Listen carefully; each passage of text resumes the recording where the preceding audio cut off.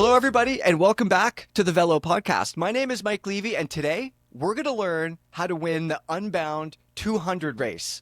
Well, actually, more specifically, we're going to learn how Cam Jones won this year's Unbound 200 while smashing the course record with what looked like a two-man time trial effort all damn day. So we're going to talk about how his race went, of course.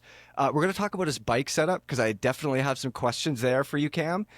We're also going to talk about his fueling, like how and what does it feel like to ingest 195 grams of carbs an hour during the race, but also what does it feel like after the race? And we're going to talk about a whole bunch of other stuff. Cam, congratulations and thanks for coming on the podcast. Thanks, Mike. Thanks for having me.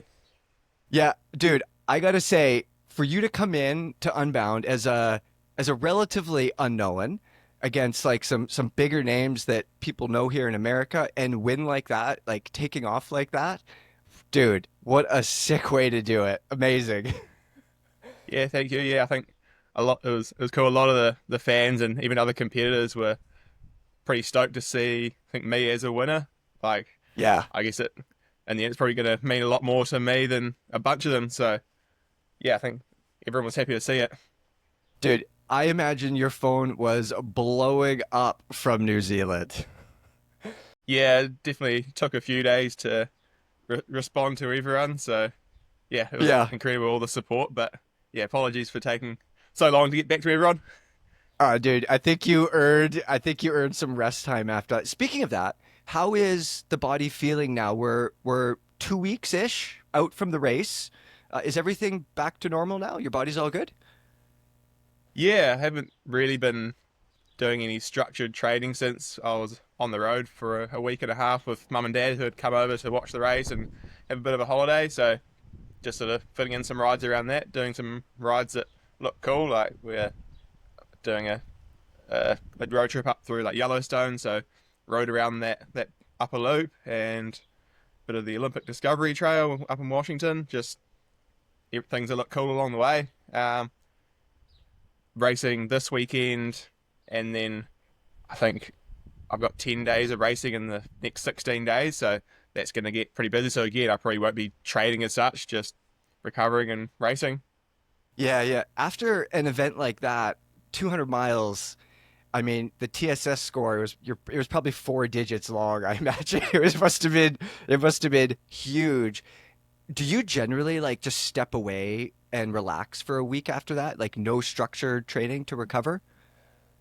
Yeah, after something like that, and it was less from the race itself. Like the TSS on that was only like 420, which it was quite. Yeah, it was. Yeah, it surprised me like how fast I was able to go for relatively such little power for me. I guess that just shows how smart it was raced. But it was more the 3 weeks of like 12 to 15 100 TSS beforehand that I was having to recover from, and I guess like the mental pressure of it all. Yeah, no doubt. Yeah, being locked in for a month beforehand, and then a little bit of stress on race day, and then yeah, sort of letting loose a bit afterwards, and uh, yeah, just trying to reset the mind as well. Yeah, I think that's one of the hardest things I imagine. I know for me anyway, and I obviously I don't feel the pressure that you guys feel, but even like myself, like after I work towards an event or a ride that I want to do and then it's behind me, like I feel sort of like mentally dead. Like I need that mental reset. And it's not just the body, and especially after something like that, I imagine sometimes you're just like, I'm done for a while, boys. Yeah, I think Yeah. like on race, like up to the race, you don't really feel how like I guess deep into the sort of the red zone you are, and then it actually takes a few days for your body to sort of come out of that, and then you feel even more tired, even though you've had some rest. Yeah. So Yeah, exactly. Yeah. yeah, out the other So side now and feeling fresh.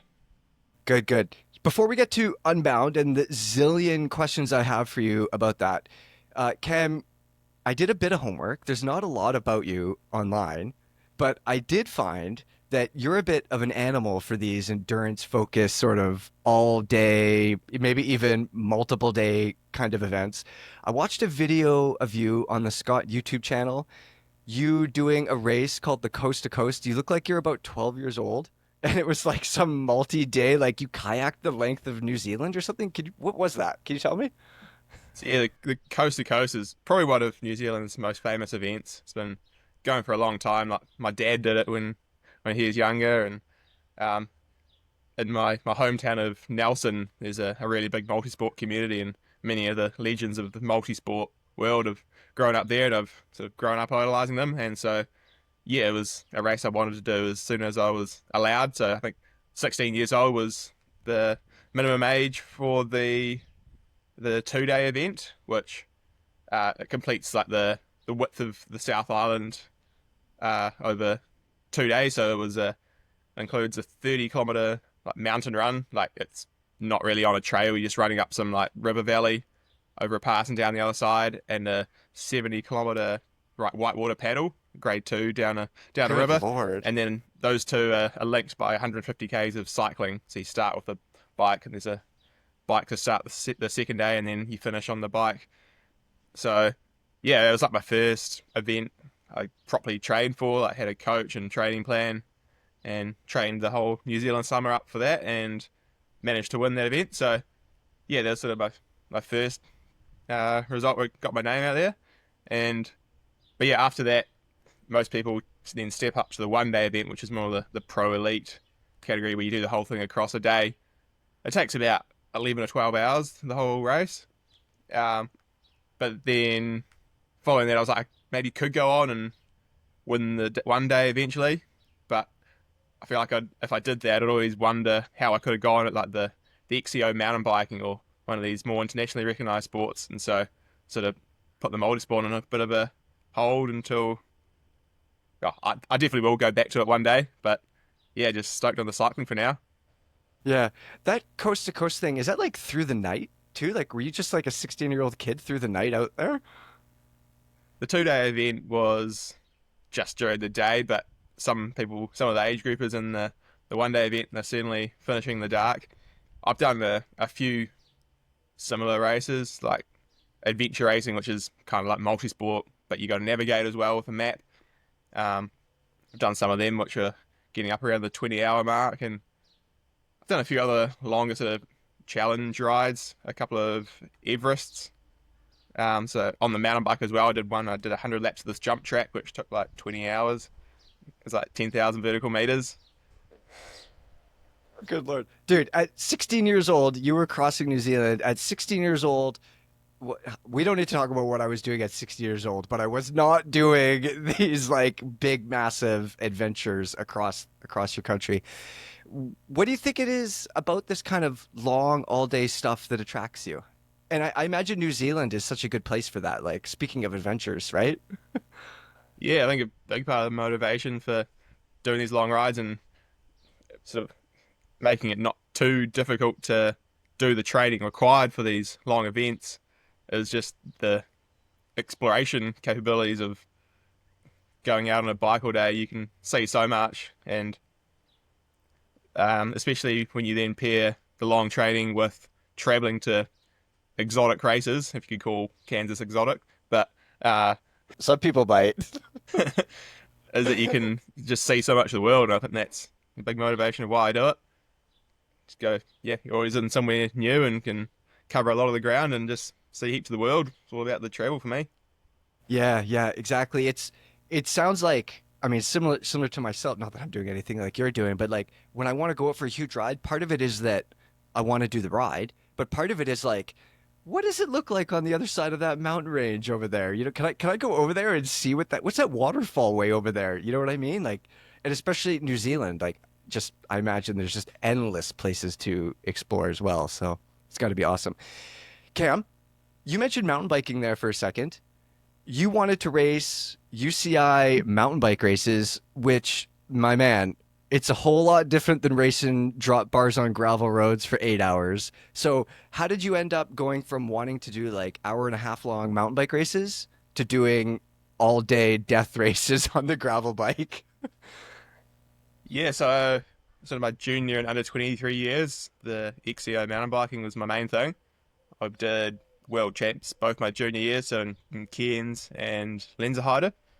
Uh, we kind of had COVID in there, so I didn't get to do any World Cups in my first and second year under 23. I went to university and started engineering degree there, which I've just finished last year. Sort of been chipping away at that.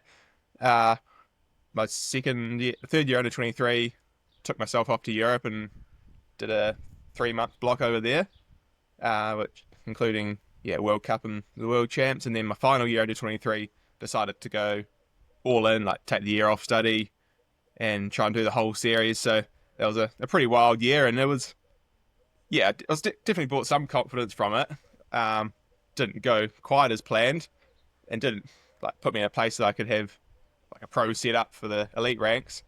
But yeah, sort of decided for my first year elite, it was always pretty challenging as a under 23 coming up. So went back and did a full year of study, and in the mid-year break went over to BC where you are and did the single track 6 stage race and a few of the Canada Cup XCOs. And yeah, I just loved that sort of multi-day stage racing. Like each day was like a point to point or a one big old loop. You're never repeating the same track like 20 times in a week like you do in XC.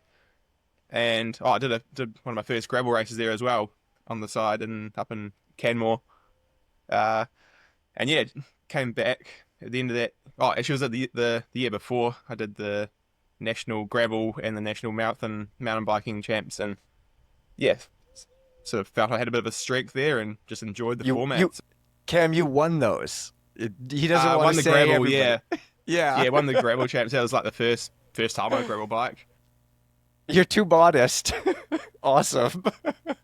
But yeah, didn't really know what I was doing, but yeah, just love the style of racing, and the training for all this is a lot better because it sort of requires more hours, which means you can go and explore more and don't have to be sort of quite as dialed and like specific about all the like it's an 8 hour race. If something little goes wrong, it's not the end of the world, but if something little goes wrong in an XCO race, then it's kind of race over. So felt a lot less pressure, I guess, doing the longer stuff.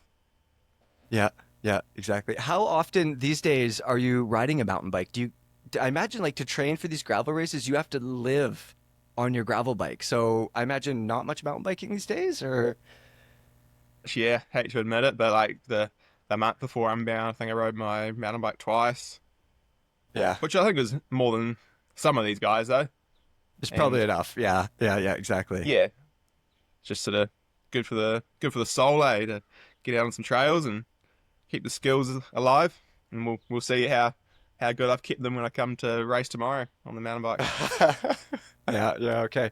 So earlier this year at Sea Otter, actually, you talked to my coworker Alvin Holbrook, and he came to me and he was pretty impressed with your story. He told me that you were living or you were sleeping in the back of a box van while going to these races last year, and now you're winning Unbound. That's quite a shift.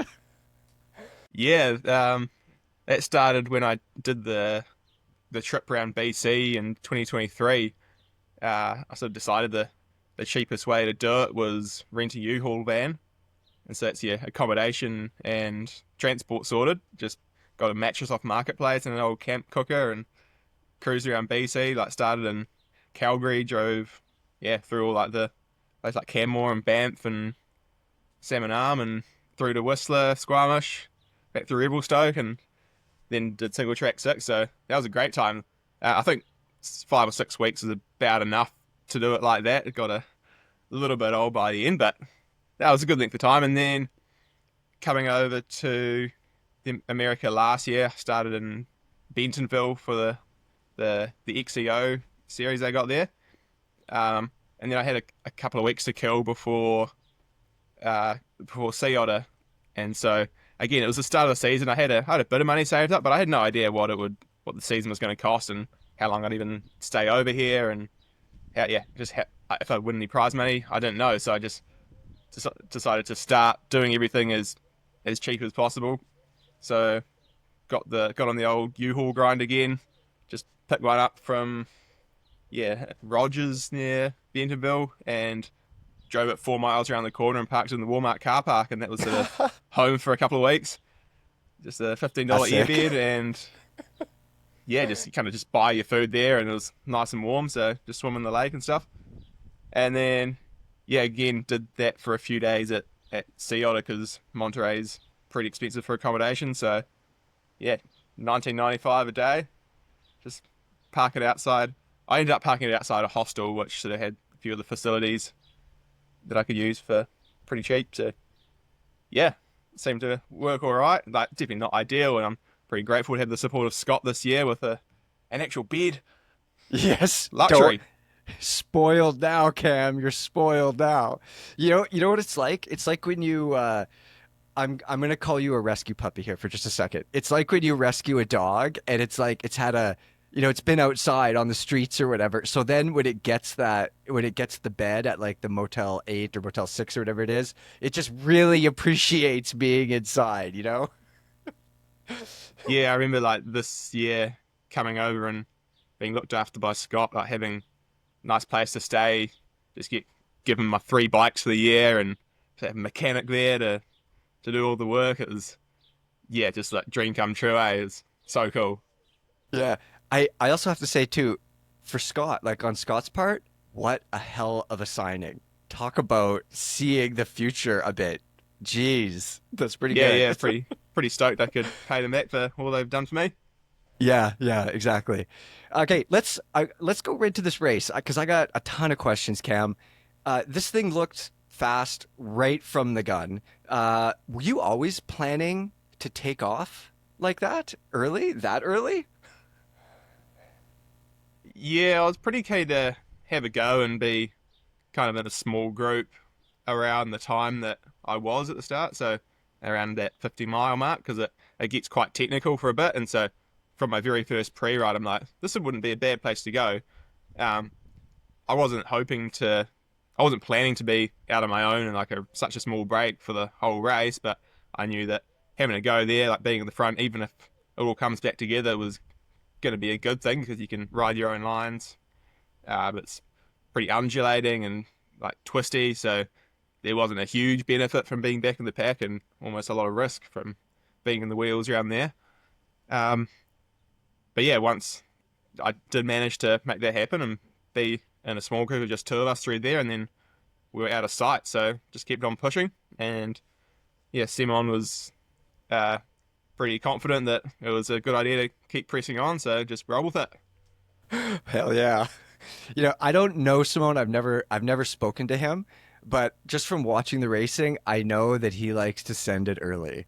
So I think you picked a good guy. Did you know him before the race? Did you talk to him at all?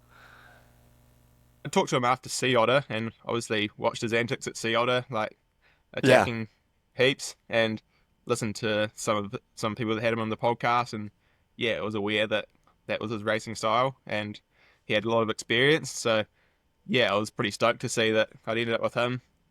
No better guy for the job. And I think he Yeah, was yeah. pretty stoked to have me along, like relatively fresh, someone that's just gonna ride hard. I've been in a few breakaways when I've dabbled in road in the past, and often just like ride myself into the ground and get dropped, and the breakaway ends up winning because I pulled too hard. Yeah, yeah, exactly. Sometimes you got to not be the muscle, Cam. Sometimes you got to like be the brain and let the other people do the muscle. Not that I'm telling you how to do it because it worked out for Yeah, you, I'm but definitely learning. yeah, yeah. Um, I wonder if I mean, obviously you're not an unknown. Like all these guys know who you are. Like you're a national champion and like you've done a bunch of shit, but like you're relatively unknown in America compared to names like Keegan or Matt Beers. When you were out there, did it feel that way to you, or do you feel marked, or did it feel like you could maybe slip away? Yeah, like there's a handful of guys that I think had some alarm bells going when they heard I was off the front, but I think it definitely was an advantage being quite new to the scene and not having had a big breakthrough result that really got me noticed, because it did give me a bit of free rein out there. I think had I done a race like that before, like if I tried to do that next year, for example, I don't think I'd be allowed away. Yeah, yeah, So yeah, there yeah. was a bunch of guys that knew there was a threat out there. But yeah, a bunch of guys isn't gonna work when there's the whole peloton sitting in the wheel, and it was quite nice to just get away from the games and the tactics and the bunch dynamics behind. So I think, Yeah. yeah, having like I've known I've had these same legs for quite a while, and there's so much that can happen in these big long gravel races like mechanicals and tactical errors and just crashes, and I've always had something go wrong, and so yeah, I just knew it was a matter of time before I get a clean run, and it sort of happened at the best moment possible. Yeah. Yeah.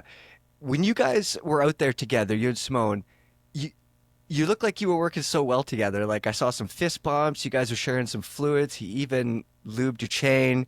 Um, was it like that the whole time, or before you got close to the finish and before you did attack, were you guys attacking each other at all, or was it pretty consistent, just working and slotting back in behind each other? Yeah, I think it was the dream team out there. Like we worked real well together. Like yeah, I had a bit of extra fluids. He was a bit short in that between aid 1 and 2, so helped me out there, and he chucked lube my chain. I was faffing around a bit in the feed zones, so he had time to do his own. But I had a bottle of lube as well that offered to do his.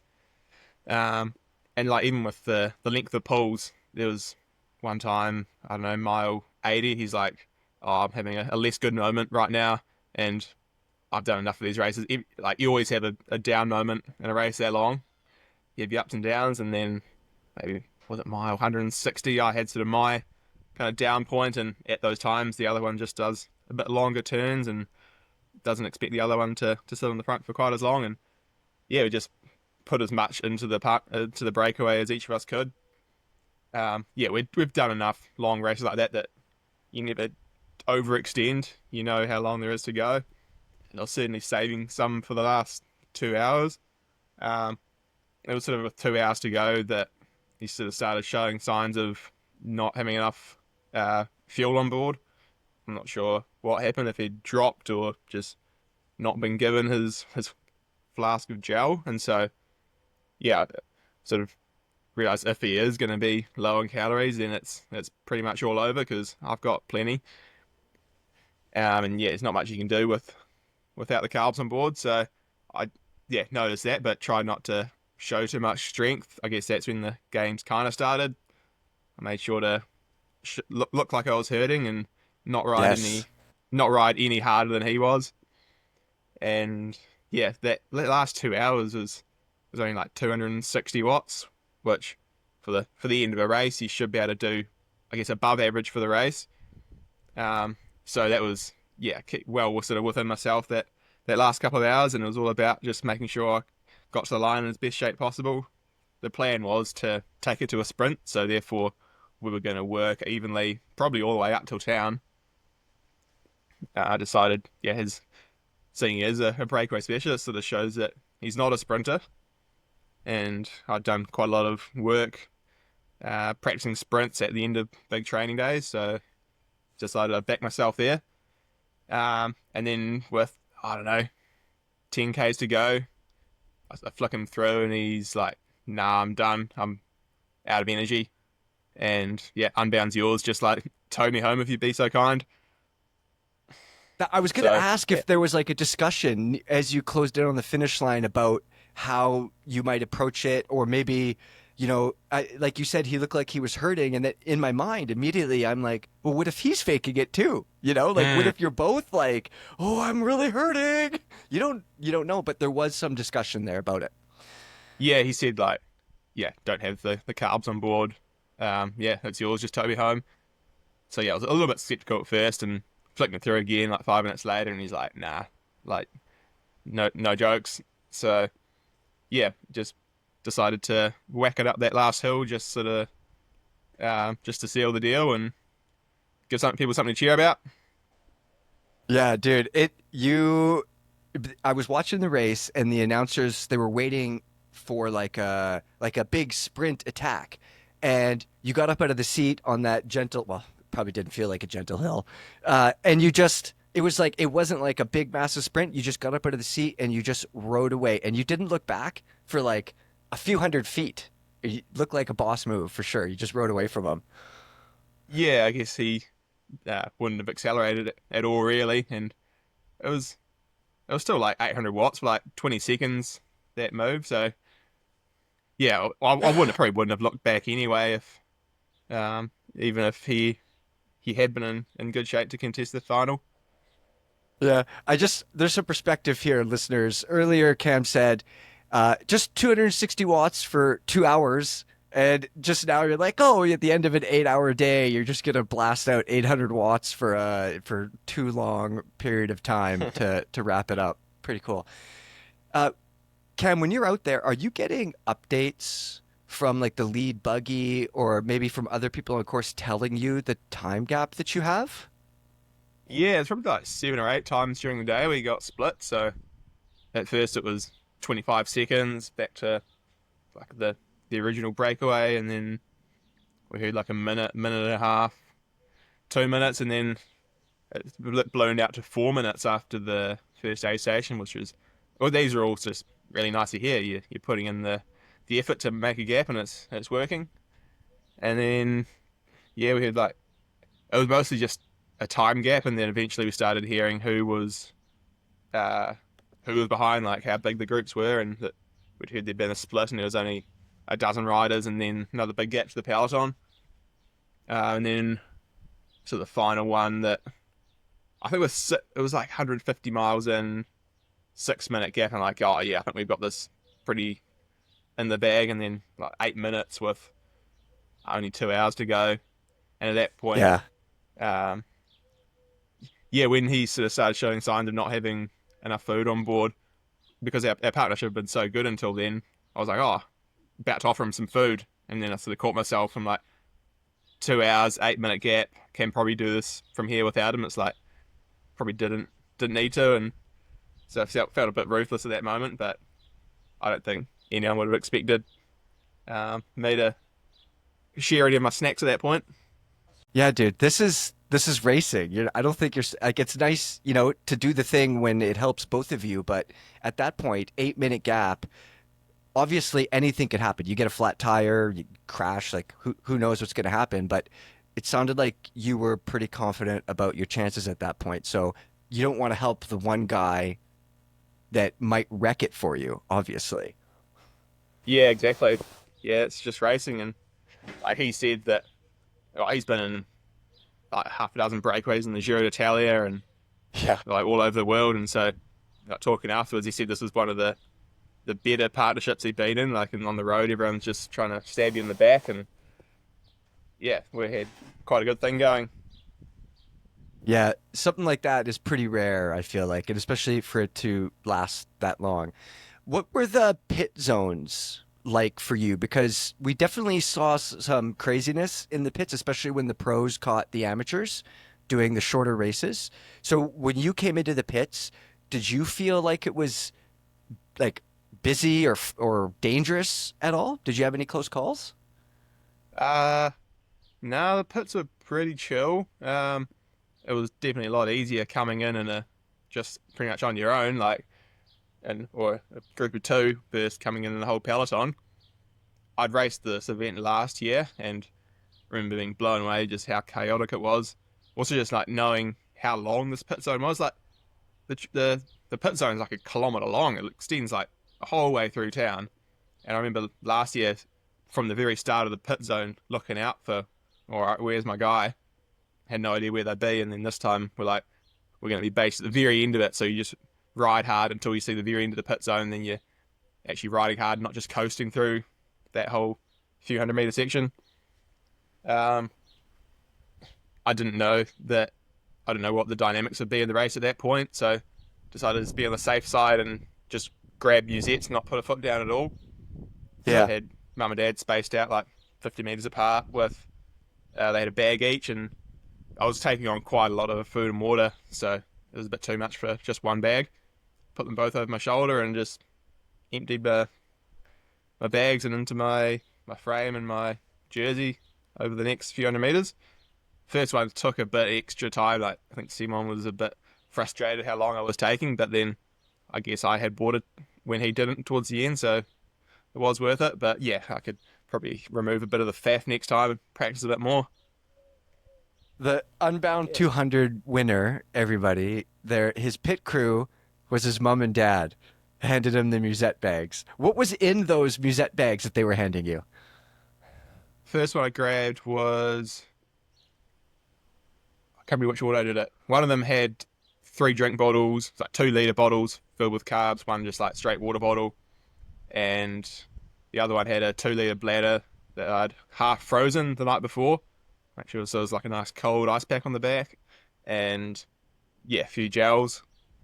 And then actually we had another person standing like right at the end with another drink bottle that was sort of an optional one that I always took, and I think I drank some of it, but it was also nice just to pour some water over you. Yeah, So yeah, yeah. I was taking on like 5 or 6 liters of fluid at each, and another, I don't know, 500 so grams of carbs.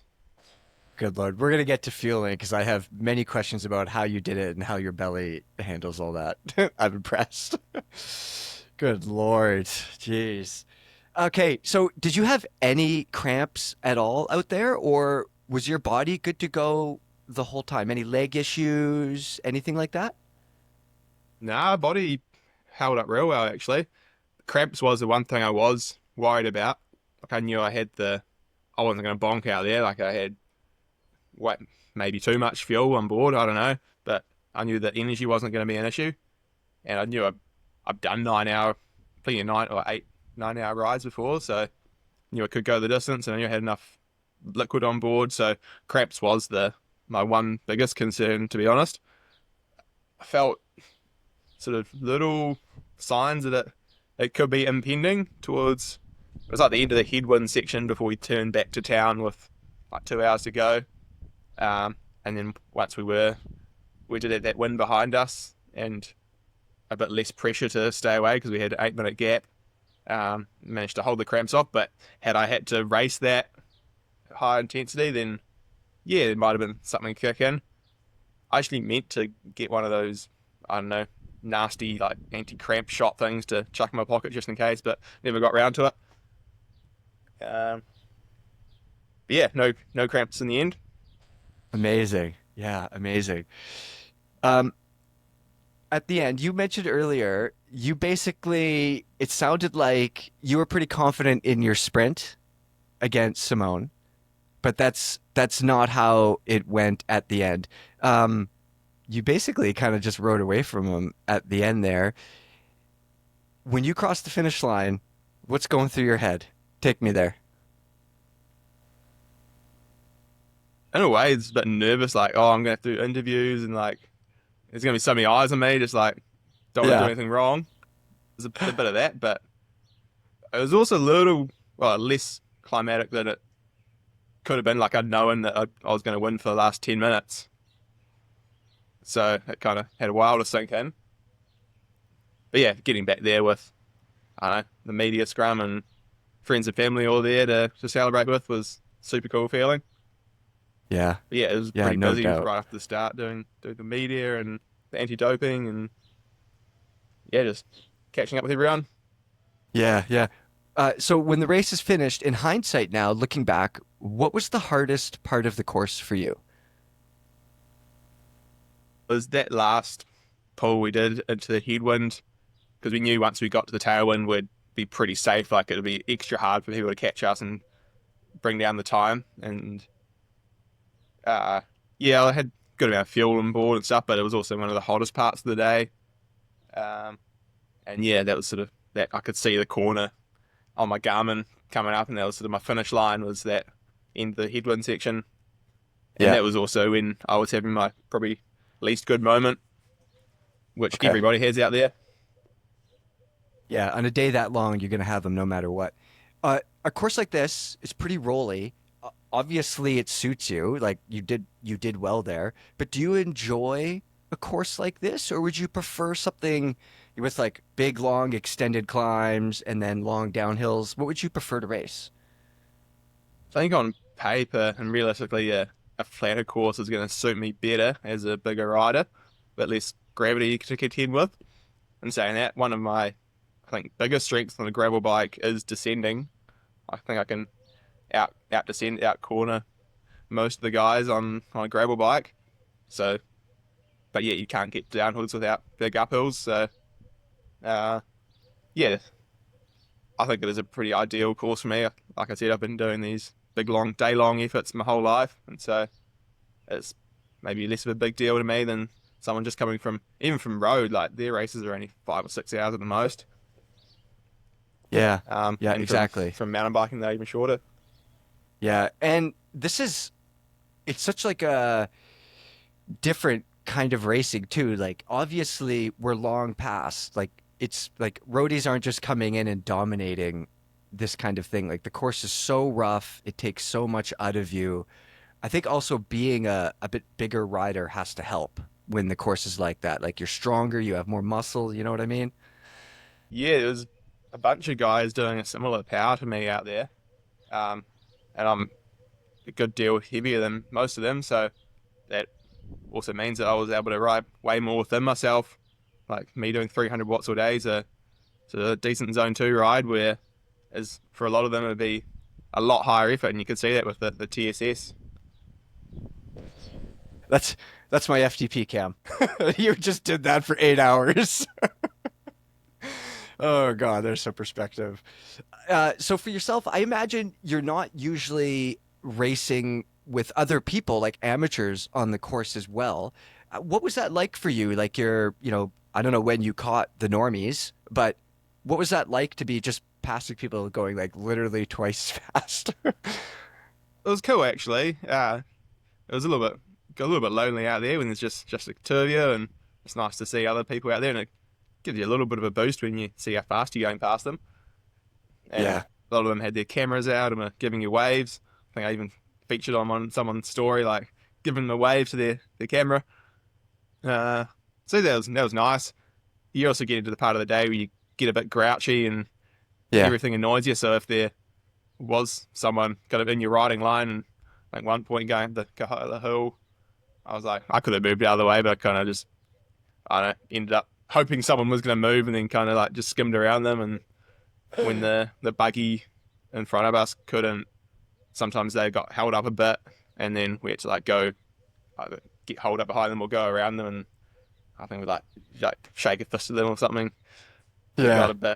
a bit annoying. But yeah, you're at that point of the race when everything gets on your nerves. Uh, Emotions are but yeah, high. everyone was really good about it and aware that the race was coming up behind, and got out the way, so there were very few issues. Okay. I want to talk about fueling. You were apparently putting in 195 grams of carbs an hour. My first question is, do you have diabetes today? My second question is, was it worth it? How hard was that? Too hard at all, to be honest. Like I'd never really done that amount before, but I've never had issues with eating or drinking lots. Um, yeah, I was like, you might as well get down as much as you can, as long as it's not gonna hurt. It's only gonna be a good thing. I'm not sure if I needed that amount. I haven't really done all the maths on how much I have stored and how much fat I can burn, but generally the name of the game is get as much down as possible. And I kind of knew I had to eat at least 160 because I've kind of bonked on about that before in a shorter race. Uh, but yeah, I just like packed heaps of extra, and I guess the race was shorter, it was a lot faster, like half an hour faster than we could have expected, like from last year, and so that brings the gains per hour up a bit. Yeah, no issues at That's all. because you were going so fast, Cam. If you had gone a bit slower, you wouldn't have had to eat so much. You know that, right? Just slow down. Yeah, I guess so, or maybe it was because we ate so much that it was able to be fast. Yeah. Do you do any gut training at all, or do you just like put it in and send it and see what happens? Pretty much, like I don't know, on big long training rides, you gotta eat a certain amount, like 150 at least on, I feel for me, on long hard training rides to just fuel the work. Otherwise, you're gonna crack at the end. Yeah. So I guess that's gut training. Uh, yeah, like back in my sort of student days, yeah, I've fueled on a few kind of rogue things over the years. So I guess that can Yes. always be gut training. Yeah, exactly. Yeah, but yeah, most of it is just liquid. Just get bulk maltodextrin and fructose from bulkfoods.com and mix it up in a bottle and put flavor in or not, and just make sure you have enough water to wash it down. Wait, so your fuel for this race, this was all homemade carb fuel as well? Yeah, that was I think 1,700 grams all up, and 1,200 of that, 1,100 of that was just drink mix in the bottles.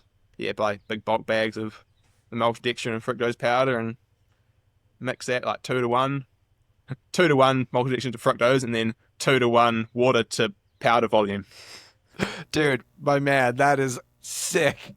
It's awesome. I'm sure you would love like an energy drink sponsor or a nutrition sponsor, of course, but like everybody else is out there with like, their science packages and all this and that, and you're just like the night before just making your own energy drink. I like it. Yeah, that's going to feature in the next Scott video.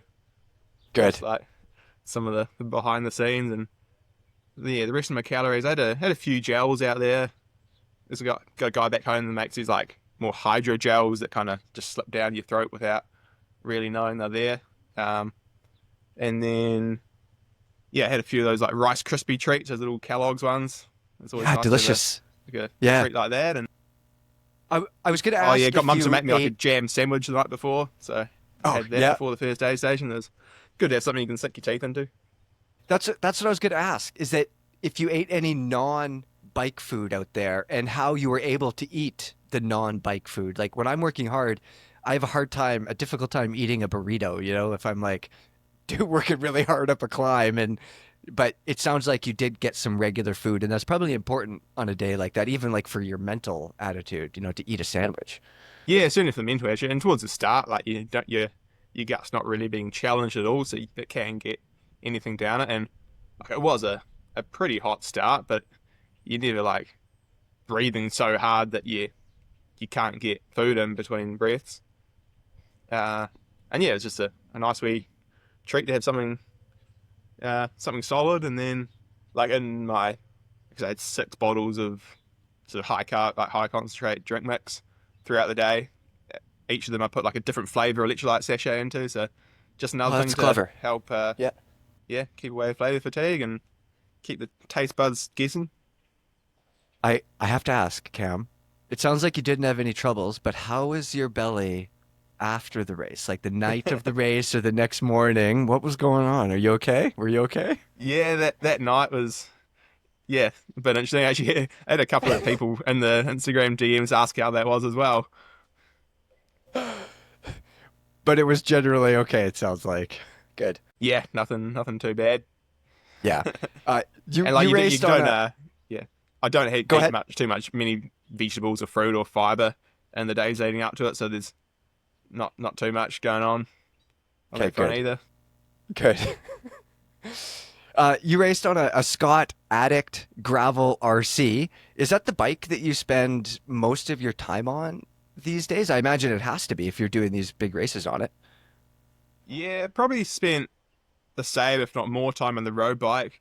Again, like just like road bike compared to mountain bike, just so much less maintenance, and I don't know, it's easy just to grab it, lube the chain, and head out. Often a mountain bike's a bit more admin to get going, and some of these longer steady rides, it's just easier to do on the road. You can do more controlled power. But yeah, try and get down the mountain bike a bit. Yeah, I've got pretty similar setup on the road and gravel bikes, and so riding the road bike is good training for riding the gravel bike. Yeah. Uh, That was my yeah. next question actually, Cam, is you look to have like a 2 foot long data stem on the front of your gravel bike. Are you matching your position from your road bike pretty much bang on? I don't think, probably actually is similar. I think the head tube in the road bike's a little bit shorter than the gravel bike, and Yeah. I've got a 140mm stem on both. The gravel bike stem's a bit more negative. It's like -17 and fully slammed. I think like just my body proportions, I've got relatively short legs, long torso, so I need a large frame. But then to get that seat to bar drop, I needed to get the front end down as much as possible. So I did that with the stem, and in another way, I got I guess that seat to bar drop higher was running shorter cranks. I had 160mm cranks, which was kind of a mistake. I got sent the wrong ones and then decided to try them and actually quite liked it. So, and it was, allowed me to put my seat up 5 mils versus the 165 cranks that I've always been on, and it also just gives you better hip angle. Doesn't it stops your knees hitting your chest when you're in that low aero position. How much time did you put on those shorter cranks before the race? Uh Probably 3 or 4 weeks. Okay. Was it just Yeah. like you got the shorter cranks the day before, slam them on, let's hit it?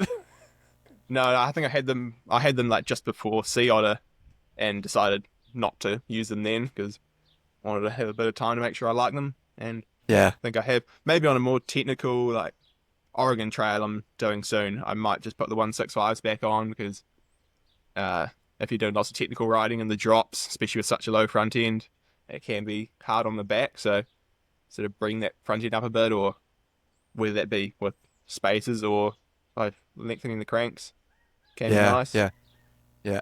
This is actually it's kind of interesting that you've got such a long, low cockpit. One of the things that I've noticed riding gravel bikes, I come from a mountain bike background as well, and that means not all the time, but sometimes I'm stronger on the descents than other people. But that lets me also, because of that, I could maybe go the other direction with my setup. You know, like I can be, my front end could be a little bit lower, or maybe I could run narrower tires because I have some handling skills to get by with that stuff. It sounds like that's the same thing you've done. Like your position is very aero, but you could still hammer that thing on the descents and down the tech stuff just as fast as other people, maybe on a more relaxed bike. Yeah, I remember like before I even rode a gravel bike, listening to some podcast that some gravel pro just getting into the sport had done over here, and he pointed out that if you're a good technical rider on a race like Unbound, maybe you can get a 1 second gap out of a corner, but then where are you going to go? And you're far better to underbike yourself and make, instead of having the advantage on that one little tiny technical part, you've got an advantage on the other 99% of the course, where it is just a flat road, and then you can use your skills to underbike yourself through the technical bits. So I guess like a longer, lower front end may not be as good for technical stuff, but it's still just a gravel road. Yeah. It's not that hard. And then I don't know if there's anything else that I underbike myself on. Probably not. Dude, Like your you still want like tires. you still want. I guess yeah. Maybe the front tire. I went for the Shelby RS Pro, which is just got side knobs, which is really all you need when you're only doing 90-degree corners. I mean, going to Oregon Trail in a couple of weeks, I probably will run the RX, which has got some center knobs as well.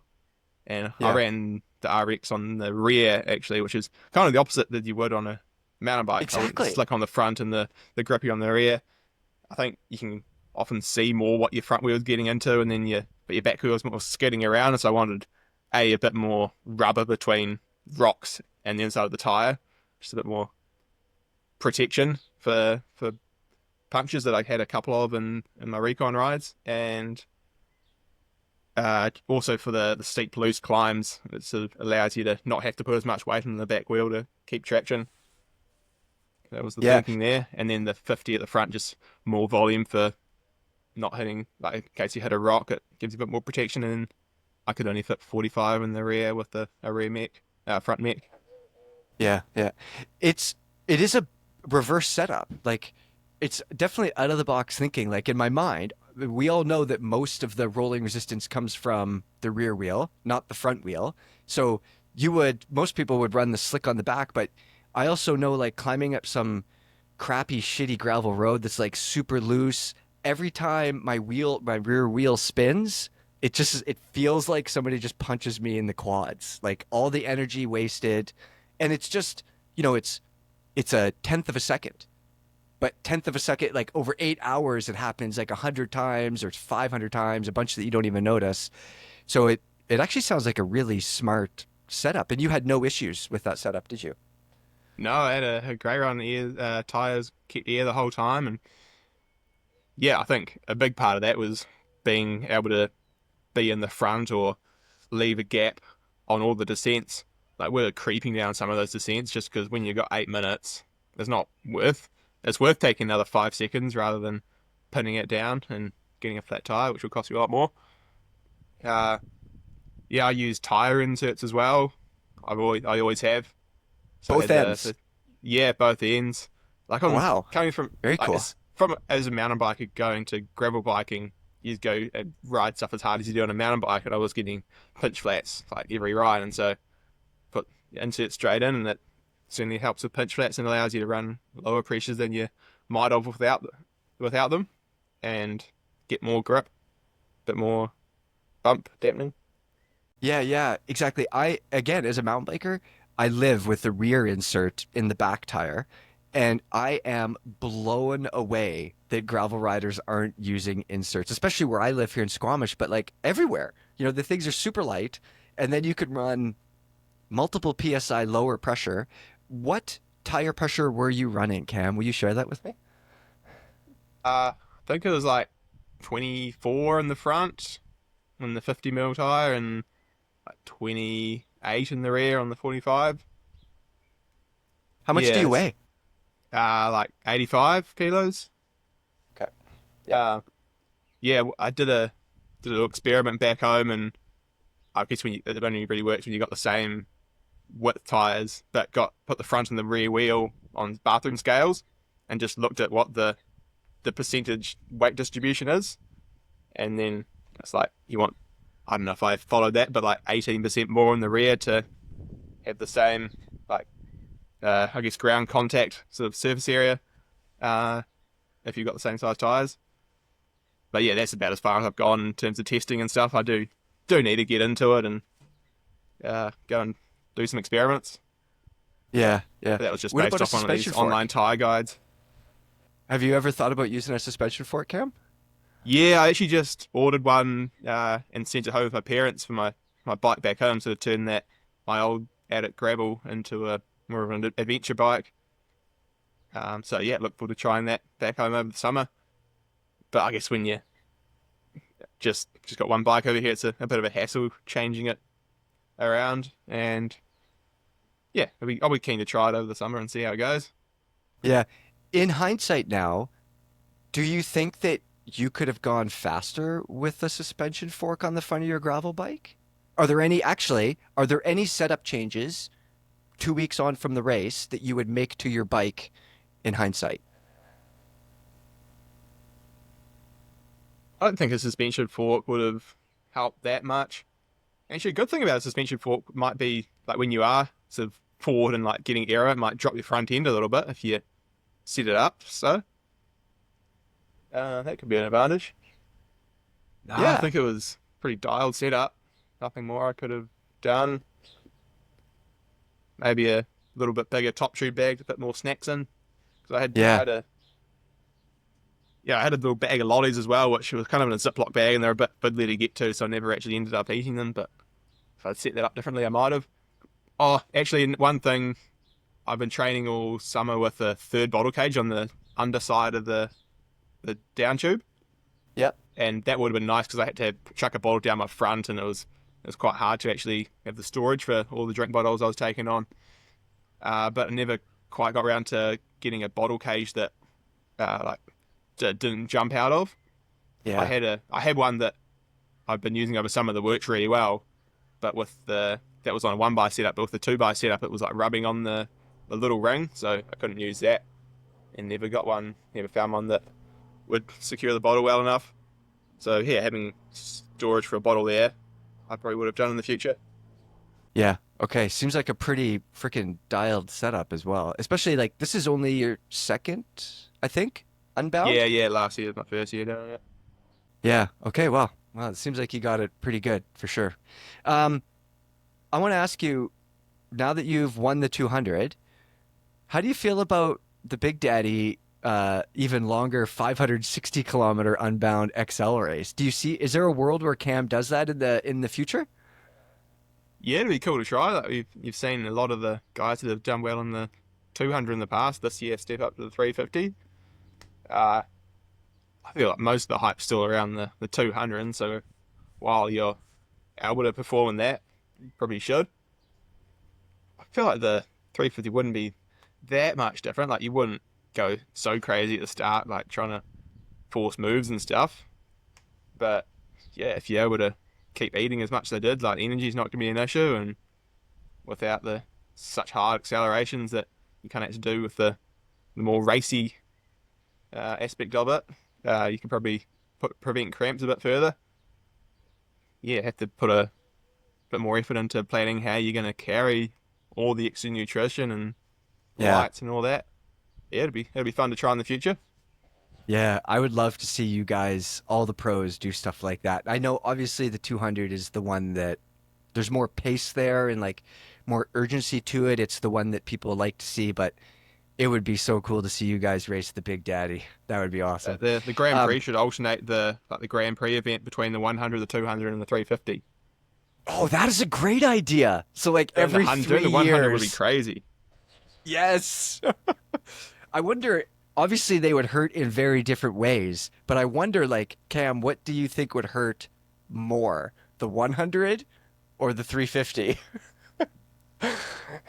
The 100 would be raced so fast. Like if we were Yeah. doing 38 kilometers an hour, and the 200, yeah, it's gonna be insane. Good Lord. Okay, Cam, before we wrap this up, Leadville is next. When are you going to Elevation? Kind of put up in the air at the moment. As a New Zealander, I don't have an infinite visa for the US, and I'm working on getting one that is a bit longer than just a 6 month tourist one. So Yeah. I might have to dip back to New Zealand for a few weeks just to sort that out. And this, while it would be ideal to be at altitude, this like I think there's like a 5 week gap in racing ahead of Leadville is sort of the best time in the season to do that. So just waiting on paperwork and stuff. But yeah, if I do have to go home, I'll probably look at getting at least an altitude tent and then try to get up to altitude as soon as I can when I get back to the States for 2 or 3 weeks. It's awesome up in the Colorado high country, so look forward to doing some big missions up there. Do you do much at Elevation? It's a very different thing, obviously. I go to 5,000 feet and I can barely breathe. So, how do you Yeah, feel at Elevation? I mean, I live and grew up at like 100 feet, Yeah, like right on the beach. So that's why I ask. yeah, last year ahead of Steamboat Gravel, I was up in Durango for like a month, and it was quite a good experience going through the whole altitude acclimation process and seeing how the power, well, the effort at different powers changed. So yeah, I had an experience of it and definitely improved my altitude capabilities. And you felt how thick the air was when you got back down to more sea level. And people say that each time you do go up and spend time at altitude, it gets easier. So I'm sure my 1 little month will help somewhat. Yeah, Yeah, quite enjoyed it. It's not the same for everyone. You hear some people like Keegan that it doesn't bother as much as other people, but just do what you can do. Just keep training sort of within yourself and try and stay healthy and look forward to the challenge of Leadville. yeah. Any thought about racing a drop bar bike at Leadville, or are you going to be on flat handlebars? She's just ordering my setup for Leadville yesterday, and I think I'm going to go with flat handlebars.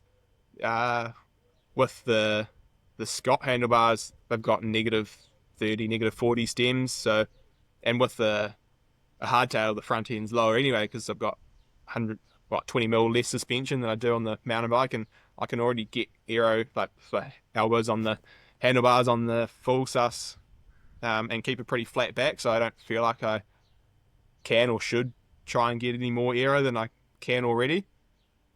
I feel like just climbing steep hills on drop bars would be, I don't know, a bit foreign. And again, like underbiking yourself the downhills as a mountain biker is definitely a theory. But yeah, I'll just chop my bars down a little bit. Yeah, I haven't ridden the hardtail much, so I guess I'll get it and have a play around. Yeah, just send it. More I of a like it. learning year this year with Leadville, having not raced it before. Yeah. You're a marked man now too, obviously, Cam. They know you. Yeah, I don't know. I think if I tried that maneuver at Leadville, the smart ones would just let me go and blow myself up. But Yeah. the rest of the races in the season, then yeah, for sure, probably won't have as much of a leash. Yeah. All right, Cam, we're going to let you go. I'm going to be watching for you at Leadville, cheering for you for sure. I am stoked you're not going to be sleeping in the back of a U-Haul van now that you have some support from Scott. And thanks for the time. And again, dude, what an awesome win a couple weeks ago. Everybody was super pumped to see that and how you did it. Amazing, dude. Congratulations. Thanks again. Thanks, Mark. Yeah, thanks for the chat.